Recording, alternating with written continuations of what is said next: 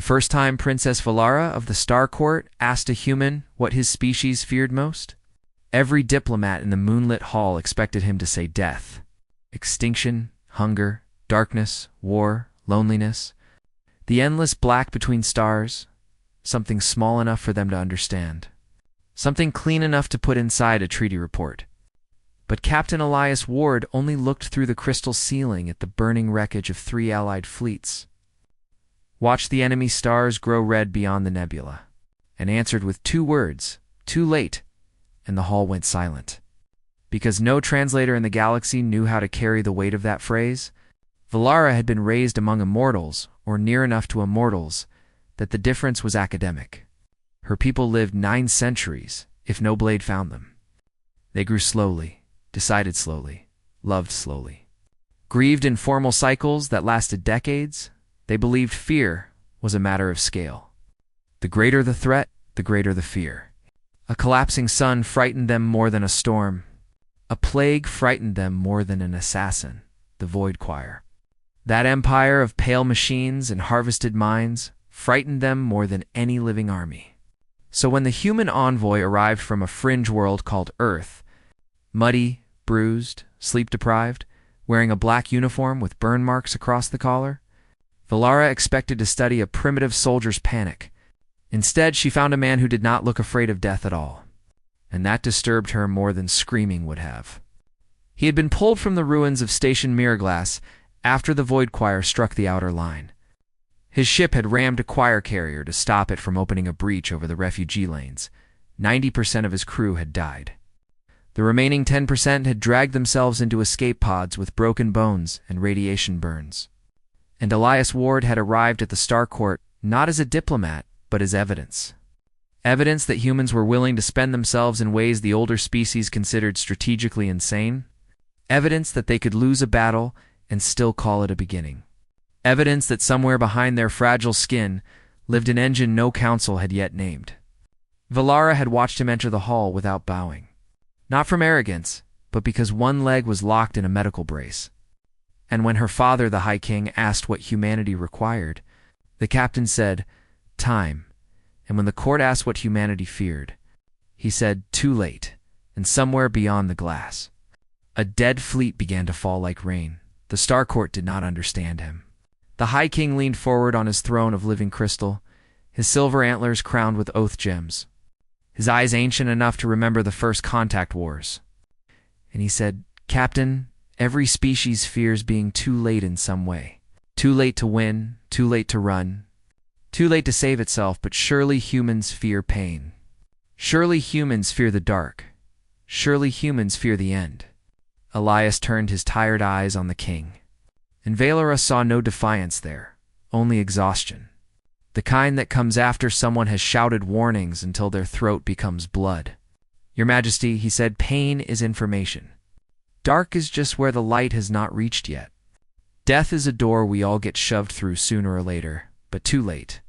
Too late means the child was still breathing when you began running. Too late means the signal was sent and no one listened. Too late means the planet could have been evacuated yesterday. Too late means you had everything you needed except the courage to act. That is what humans fear. Not the monster, not the fire, not the grave. We fear arriving after the last hand has stopped reaching."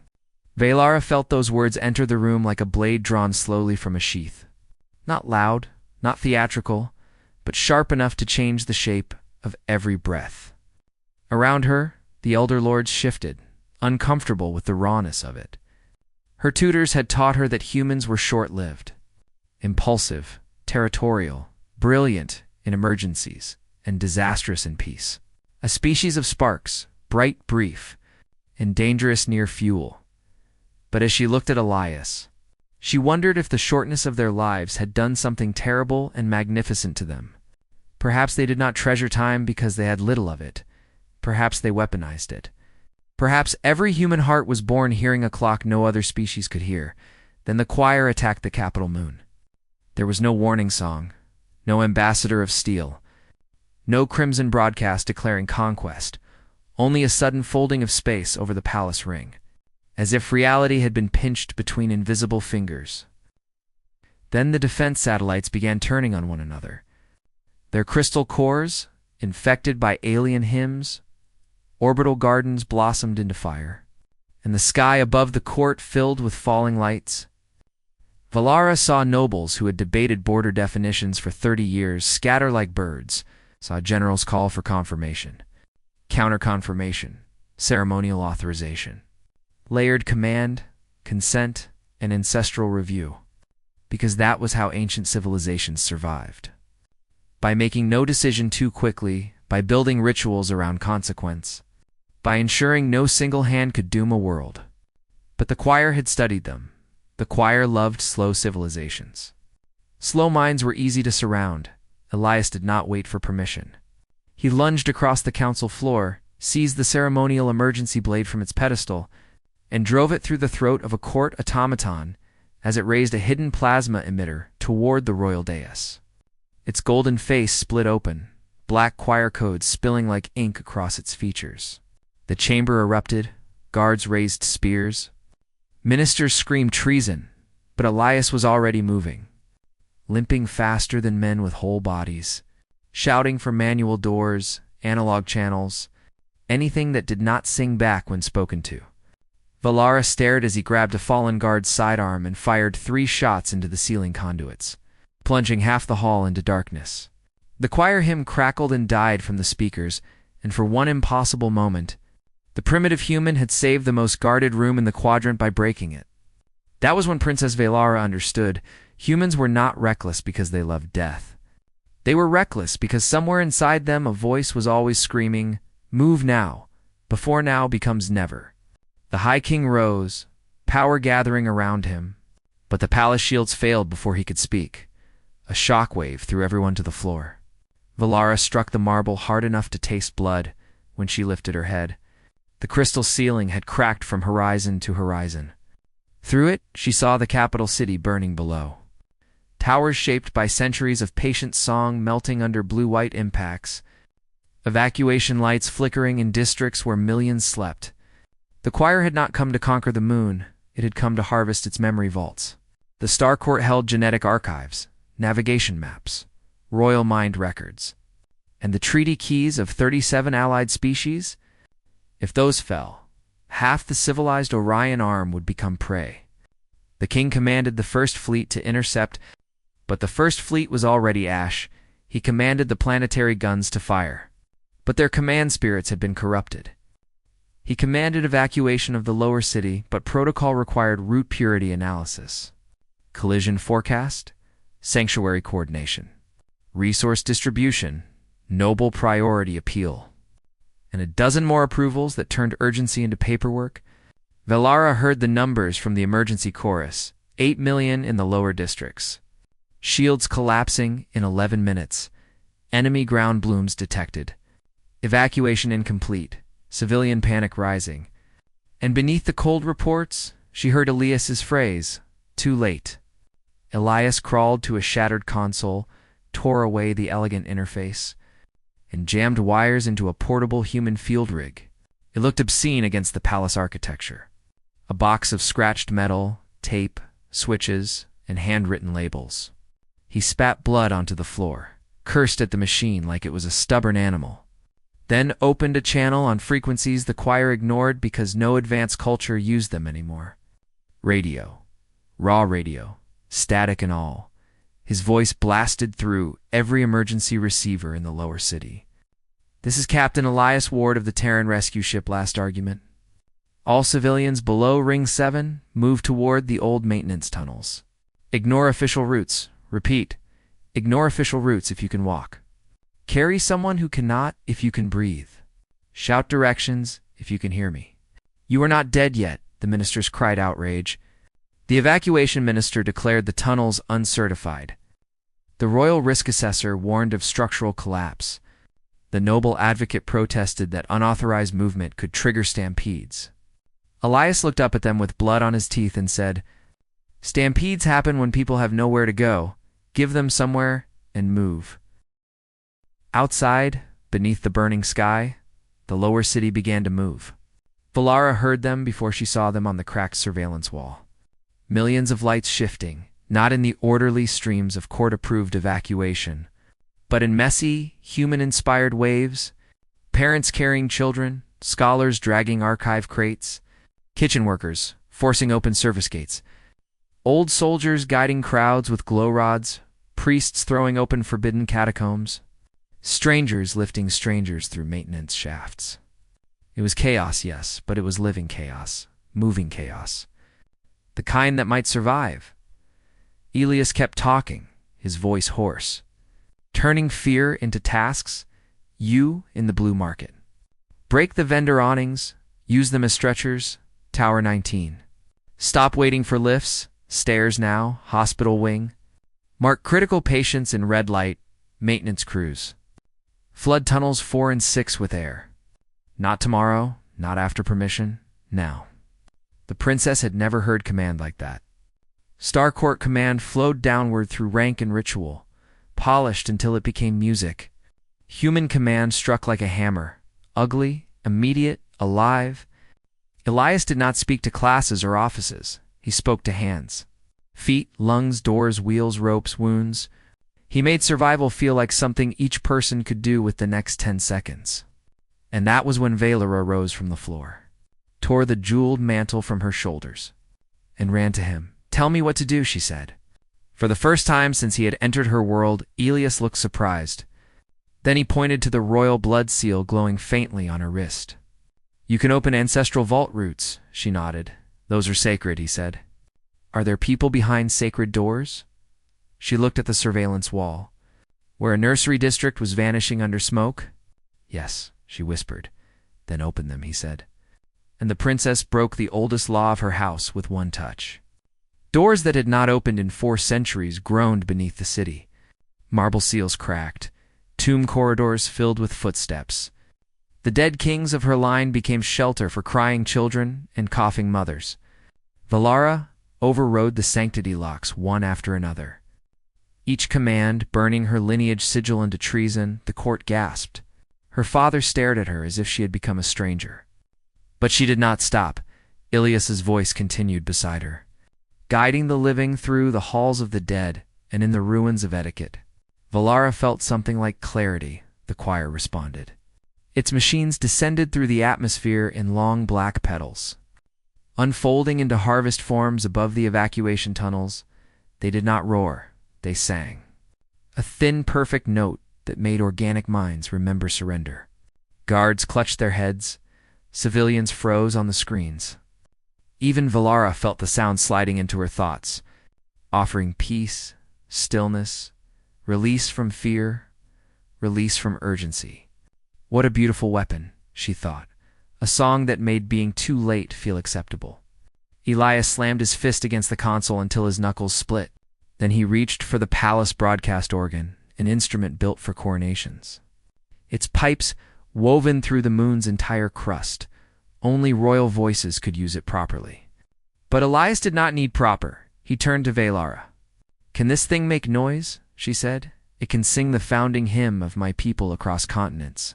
"Good," he said. "Make it ugly," she hesitated, then placed her hands into the organ's light.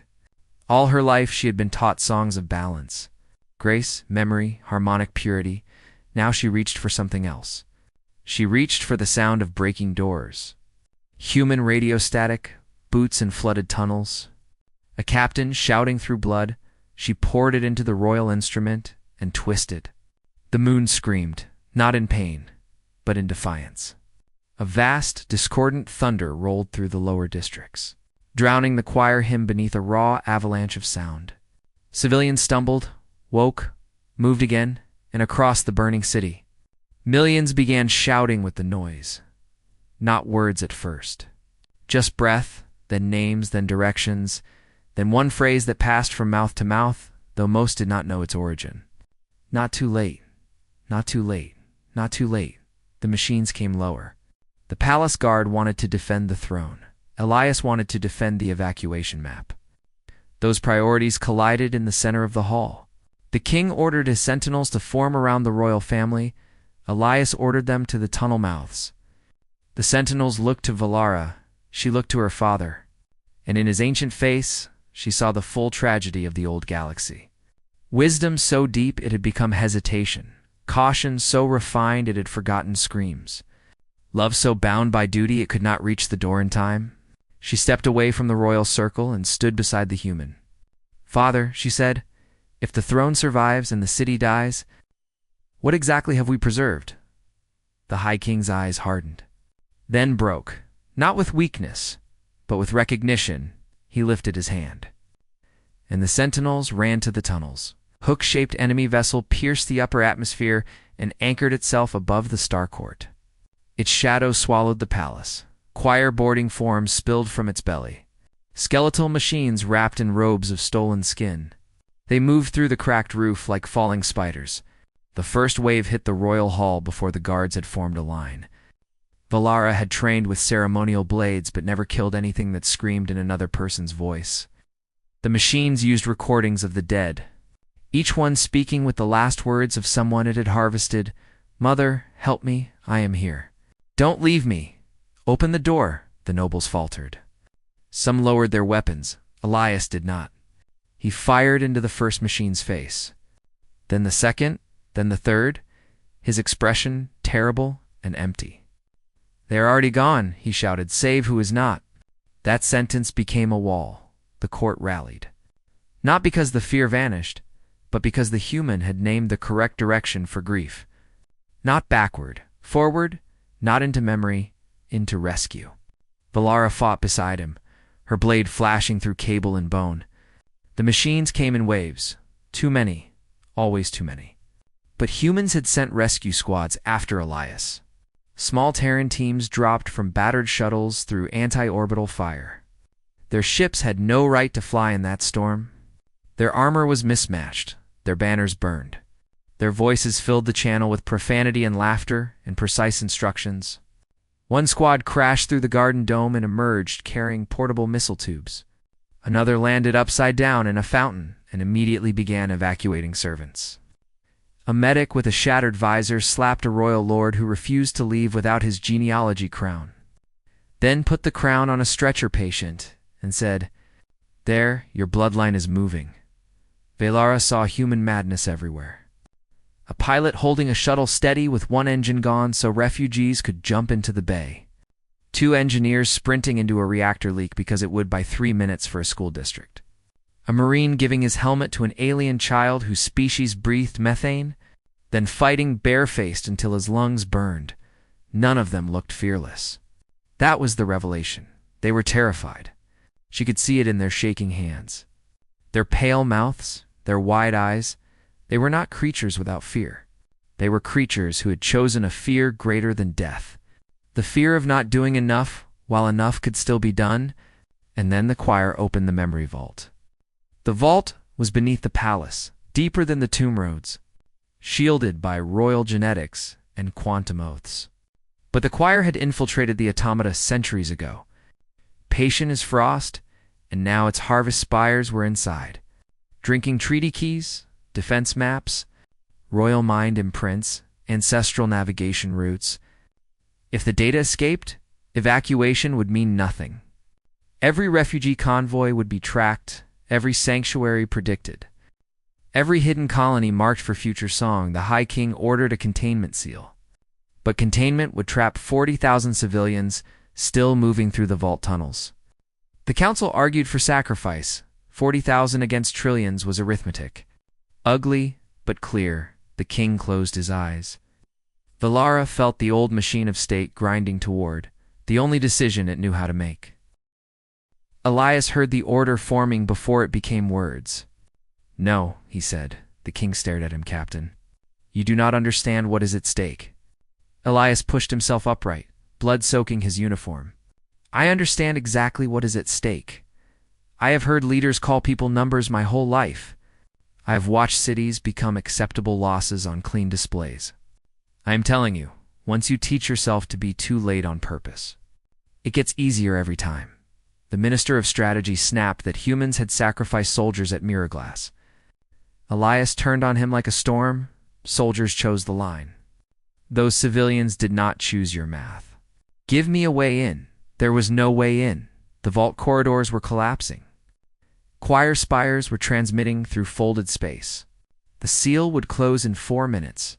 The only access left was the old pilgrim descent, a vertical shaft through the moon's mantle, never meant for living bodies, blocked by heat, radiation, and broken gravity. Elias listened, nodded once and said, "That will do."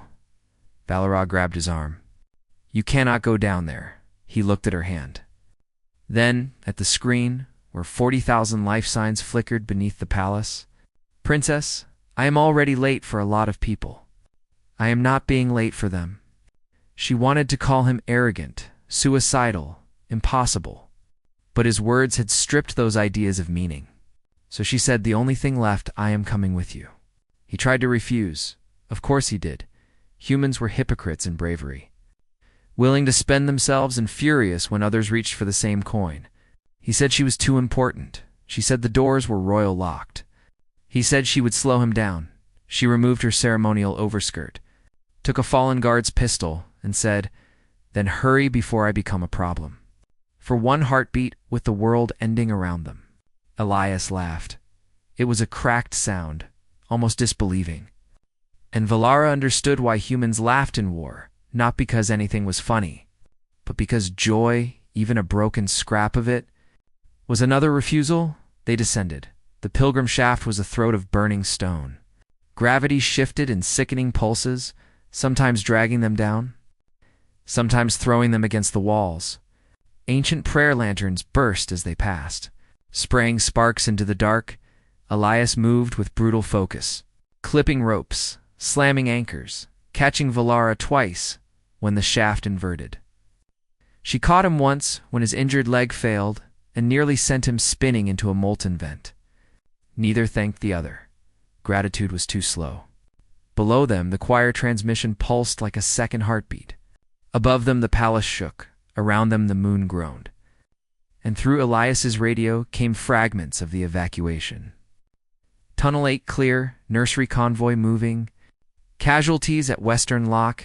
Need medics, need air, need more time, Valera thought. That was the human prayer halfway down. They found the first civilians. Not 40,000, not yet. Just 12 maintenance workers trapped behind a collapsed pilgrim arch, their suits torn, air failing. One of them had sealed the others in a pressure pocket by wedging his own body against a broken valve. His face was blue, his eyes unfocused. Elias did not ask whether saving them fit the mission. He simply changed direction.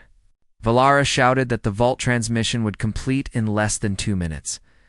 Elias shouted back, "Then we move faster after," and began cutting stone.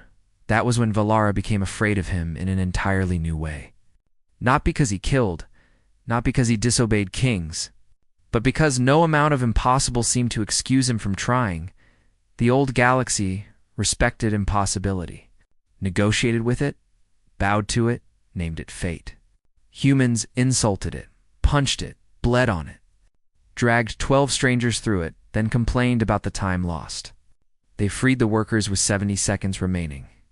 Elias shoved them into an emergency lift cage and ordered Valera to send it upward. She said the cage could carry 14. He said yes. She said that meant there was room for them. He said, "We are going down." She sent the cage upward with hands that trembled. They reached the vault floor with 31 seconds left. The memory vault was a cathedral of light and water, or had been. Now black spires grew through its pools. Drinking centuries through needle roots, royal mind statues screamed without sound as their stored personalities were flayed for codes. Treaty keys lifted from their housings like glowing organs. In the center of it all hovered a choir node, not a machine exactly, but a congregation of stolen faces arranged in a sphere, thousands of eyes opening and closing, thousands of mouths singing one note. The transmission beam rose from it into folded space, carrying the location of every sanctuary the Star Court had ever sworn to protect. Elias raised his rifle, fired, and the bullet stopped in midair. The choir spoke with the voices of his dead crew captain. They said, "You came too late." Valera felt the words strike him harder than any weapon. His face changed. For the first time, she saw the wound beneath the discipline. Mirror glass. The ship. The crew he had lost. The messages unanswered. the doors sealed. The names he carried like shrapnel. The choir had found the perfect blade, not death, not pain, but confirmation of the fear that drove him. You came too late. You came too late. You came too late, the voices whispered, and Elias staggered. Valara stepped between him and the node. No, she said, not too late, because he is here. The choir turned its many eyes toward her. Princess Valara, heir of slow kings. Breaker of tomb doors, your line survives through patience. Step aside. She lifted her pistol. Patience is for gardens, not burning houses. And fired into the nearest treaty key housing. Not to destroy it, but to dislodge it. Elias understood instantly. He lunged forward, grabbed the falling key, and slammed it into his field rig. The scratched human box screamed under the contact of royal quantum architecture. Lights flashing red, wires melting. Valara saw his plan without words. The choir was transmitting stolen maps outward. Elias would transmit something inward. What can your device do? She shouted. He grinned like a dying wolf. Everything it should not. The human field rig connected to the treaty key connected to the vault connected to every old emergency beacon in Starcourt space, and Elias shoved one message through the entire sacred network. Not a royal command, not a strategic packet, not a perfect evacuation protocol. A human distress call, raw, ugly, impossible to ignore. This is Captain Elias Ward, Void Choir breach at Starcourt Capital. Sanctuary maps compromised. Civilians in motion, all ships, all colonies. All species, burn your hidden routes. Move your people, do not wait for confirmation. Do not wait for permission. If you hear this, you are not dead yet. The choir shrieked, its transmission fractured, because Elias had not merely warned the galaxy. He had contaminated the stolen data with urgency. Every sanctuary receiving the compromised map also received proof of compromise. Every hidden colony saw its own name in the enemy packet and began moving before the choir could arrive. Every old beacon became a bell. Valara watched the star map ignite with responses. Not from fleets at first, but from miners, pilgrims, cargo haulers, hospital barges, prison transports, monastery ships, human and alien and mixed crews, thousands of small lights changing course. The galaxy, slow and terrified and wounded, began to move. The choir node struck back. A blade of sound threw Elias across the vault. His field rig skidded away, smoking. The node's faces stretched open, and machines poured from the walls. Valara fired until her weapon clicked empty, then fought with her blade, but the choir was adapting. The seal timer reached 10 seconds. Above them, the council had not canceled containment. 40,000 civilians were still in the tunnels. The vault doors began to close. Elias dragged himself toward the field rig. One arm broken, leg brace shattered. Leaving a red trail on the luminous floor, the choir spoke again. This time with Valara's father's voice, a perfect imitation. Daughter, enough. Preserve what can be preserved. Valara froze, because the voice contained love and sorrow and authority. And every childhood lesson she had ever obeyed. Then Elias whispered, Princess. She looked down. He was holding out the emergency blade. The same one he had stolen from the court pedestal, its edge cracked. Its royal seal still active, she understood. The containment seal recognized royal authority through ceremonial weapons, absurd, ancient, symbolic. Exactly the kind of thing humans noticed when everyone else dismissed it as tradition. She took the blade and drove it into the closing vault mechanism. Not to stop the doors, but to redirect them. Opening the civilian tunnel seals while closing the data spire channels. The vault screamed, ancestral law burned through her blood. Every royal oath she carried broke at once. Pain folded her to her knees, but on the screen beside the door, 40,000 life signs began moving upward. The choir lost patience. The node unfolded. Becoming a towering angel of stolen faces and black metal ribs, it reached for Valara and Elias, broken as he was. Stood between them, he had no rifle, no blade, no armor worth naming, only a flare from his belt. A rescue flare, bright orange, ridiculously small, before a god machine. The choir looked down at him with the faces of his dead and said, "Human, you are too late for yourself." Elias struck the flare, light flooded the vault, and he said, "Maybe, but not for her." Then he tackled the node into the memory pool. Valara screamed. The pool was not water. It was liquid archive. A living quantum medium, unstable under heat. The flare hit its surface. The treaty key still linked through Elias's rig sparked. The choir node tried to rise. But Elias wrapped both arms around its central spine and held it down while the pool ignited in white fire. Faces burst from the node like trapped souls. Voices filled the vault, some screaming, some laughing, some saying names. Valara crawled toward him, heat tearing tears from her eyes. She reached for his hand. Their fingers touched once. He smiled, not triumphantly, not peacefully, simply like a man who had seen someone make it to the door. The explosion did not make a sound, not at first. It turned sound into light. Valara woke beneath the ruins of the palace 3 days later, though she did not know 3 days had passed until a human medic told her. The medic was missing one ear and had written, "Do not sleep more than 4 hours" on his own forearm. When she asked for Elias, the medic's face changed. Not fully. Humans were skilled at hiding grief badly. He said they had found her at the edge of the vault lift, alive because someone had wrapped her in a thermal cloak and shoved her behind a collapsed oath pillar. The vault was gone. The choir node was gone. The treaty keys were burned. The sanctuary maps were useless to the enemy. The civilians had reached the upper tunnels. 87% survival in the lower districts.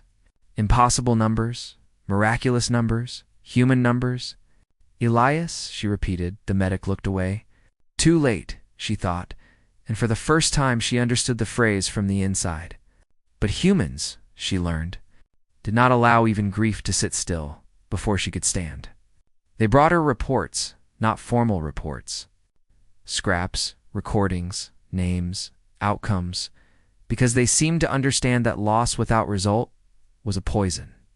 The evacuation had spread across the quadrant. Hundreds of hidden colonies had moved before the choir arrived. 3 machine fleets had found empty sanctuaries and burned abandoned moons. A mining convoy from Kar had rammed a choir relay after hearing Elias's broadcast. A monastery of the Glass Sisters had opened its cloister ships to refugees for the first time in 2,000 years. Human truck pilots, alien silk merchants, royal escorts, smugglers, and border raiders had formed rescue chains without waiting for treaty approval. The galaxy had not united in glory. It had lurched, stumbled, cursed, bled, and moved on the 4th day. Valara attended the War Council in a medical robe because her royal garments had burned. Her father sat diminished on a temporary throne. Not weaker, but less certain, and perhaps that was a kind of strength. The ministers spoke of rebuilding command structures, re-establishing protocol, controlling panic, punishing unauthorized evacuation breaches. Valara listened until the old rhythm returned. The rhythm of delay wearing the mask of wisdom. Then she stood. "No," she said. The room quieted. She had broken sacred vaults, opened tomb roads, corrupted the royal organ, and returned from beneath the moon carrying the last living witness of the human captain's final act. She was no longer merely a princess. She was an uncomfortable fact.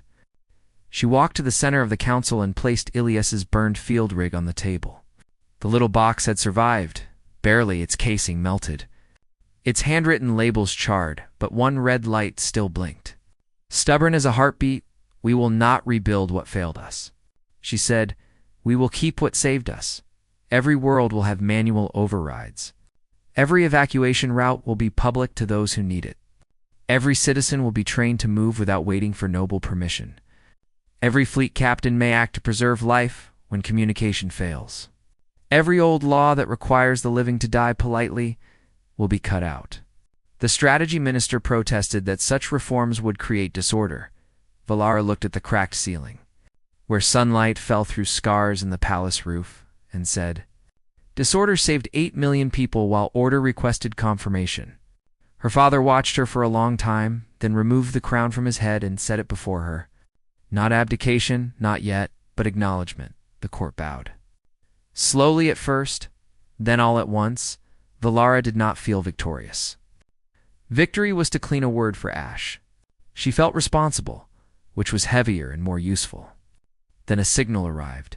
It came through the burned field rig on the council table. Impossible, weak, distorted by vault fire and quantum ghosting. The technicians swarmed it, arguing whether it was an echo, a choir trap, a memory imprint, or a dying beacon caught in archive recursion. Valara lifted one hand and they fell silent. Through static came a voice, not whole, not stable, but human enough to make every breath in the room stop.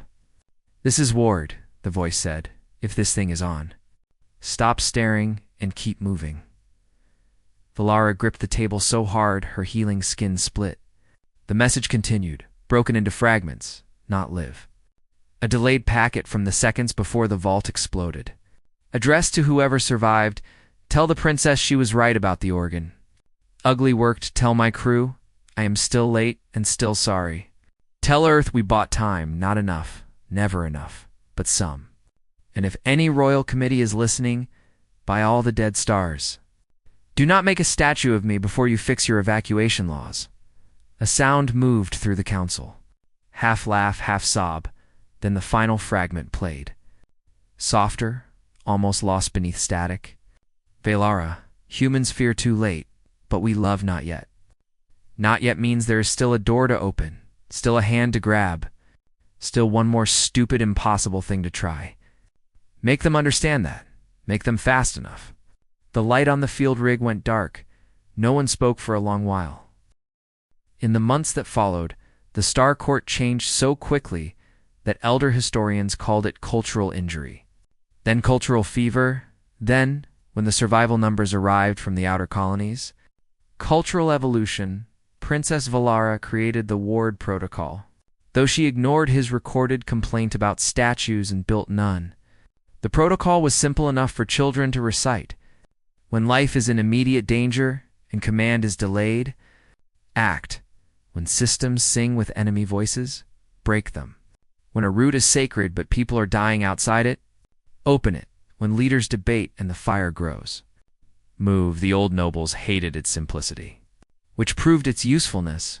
Earth sent advisors, not polished ambassadors, but firefighters, disaster planners, combat medics, search and rescue crews, miners who knew collapses, sailors who knew storms, parents who knew how to count children in smoke. They arrived with battered equipment and terrible coffee and 1,000 stories of being almost too late. Valara listened to them all. She learned that humans had built entire sciences around refusal to arrive after the last breath. Emergency medicine, early warning systems, evacuation drills, crash response, search grids, fire codes written in the language of past tragedies. Every human safety rule was a ghost saying faster next time. Every alarm bell was a memorial that refused to stay silent. They were not born superior. They had burned, drowned, starved, failed, mourned, then carved instructions into civilization with shaking hands. They made mistakes into ladders, guilt into engines, grief into maps. And because their lives were short, they did not have the luxury of revering delay. The war against the choir did not end quickly. Wars against nightmares rarely do, but it changed. The choir had prepared for councils, royal fleets, formal alliances, predictable defense webs. It had not prepared for 10,000 local captains acting on ugly broadcasts, 4 hospital ships hiding behind comet tails, for smugglers replacing sanctuary routes every 6 hours, for school children trained to kill network access with wall levers, for alien monarchs carrying bolt cutters on ceremonial belts because a human engineer said doors are only loyal until they jam.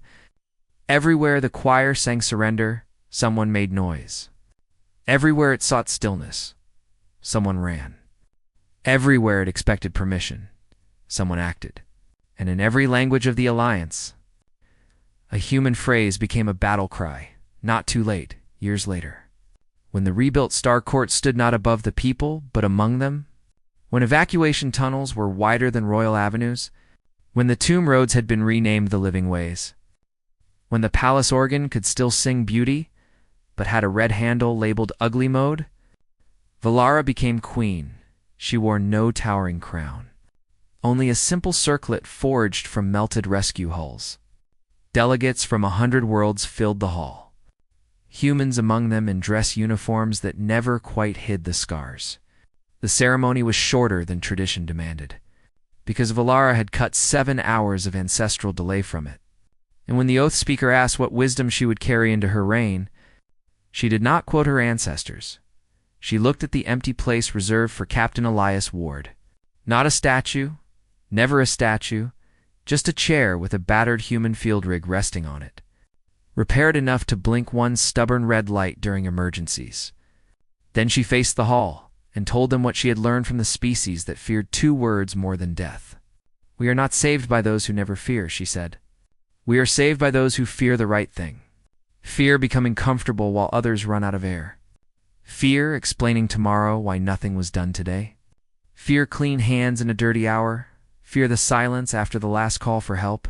And then, because fear alone is not enough, choose its answer. Not yet beyond the hall." Ships rose from the moon in coordinated streams, not fleeing now, but carrying supplies to worlds still healing. Children watched them from balconies that had once been reserved for nobles. Old ministers walked evacuation drills with common workers. Human medics argued cheerfully with royal physicians. And deep in the repaired warning network, beacons waited, not as symbols of doom, but as promises, somewhere in the dark between stars. The Void Choir still listened, still calculating, still patient, but the galaxy it had once hunted had changed. The slow worlds had learned urgency, the proud worlds had learned humility, the hidden worlds had learned to move, and the humans, brief and breakable and impossible, had taught them that time was not something civilization possessed. Time was something civilization owed. So when the next alarm rang, no council waited for the final report, no minister requested ceremonial confirmation, no princess stood trapped behind sacred doors. The doors opened, the ships launched. The living moved, and across 1,000 worlds, in voices human and alien, young and old, terrified and determined. The answer rose against the dark. Not too late. Not while one hand is still reaching. Not while one light is still blinking. Not while one human can still stand up and say, "Move now."